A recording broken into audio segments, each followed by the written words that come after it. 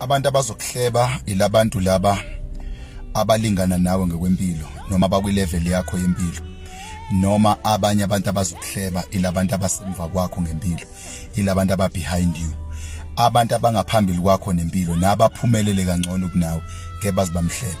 Umuntu ophumelela kamhlebo ngaphansi kwakhe ngeke suku umongameli azohleba wena, kodwa abantu abazokuhleba ilabantu abakwilevel yakho.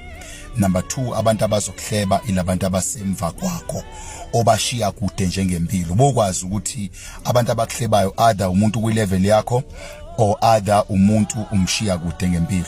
And then number 2, ungabokhathazeka ngomuntu okuhleba ngemuva ngoba ukutshengisa ukuthi ungaphambili kwakhe ngempilo. Number 2, bo understand sithi sisho izinja azikhonkoti imoto emile kodwa sikhonkota imoto ehambayo, but le emile kuthiwa ziyayicamela. Ngamanye amazwi once imoto yahamba izinja ziyayikhonkotha zijaha, okusho ukuthi impilo yakho mayihamba irana iqhubeka iyaphambili kune progress, kuzokwenza ukuthi abantu baqale bakuhlebe. Abantu bazohlezi befuna into abazokuhleba ngayo impilo yakho mayaphambili, kodwa impilo yakho mayimile akekho umuntu ozokuhleba ngoba yikho into eba challenge ukuthi babheke something wrong kuwena. Kodwa impilo mayiqhubeka iyaphambili abantu bazohlezi befuna ukuthola into wrong ngawe abazokuhleba ngawe. Understand ukuthi when you are moving forward uqhubeka uyaphambili abantu bazokujaha, izinto zizokujaha, isituation izokujaha, kodwa mawumile nezimo zizokuma.